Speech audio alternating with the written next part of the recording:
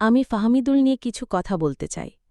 মাত্র ১৮ বছর বয়সে জাতীয় দলের জার্সিতে নাম লেখানো এক তরুণ। ২টি ম্যাচ, একটি গোল মিস।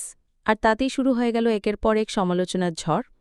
আমরা কি ভুলে যাচ্ছি জাতীয় দলের জার্সিতে অভিজ্ঞ ফয়সাল আহমেদ ফাহিমও ২৫ ম্যাচে মাত্র ১ গোল ২ অ্যাসিস্ট করেছেন?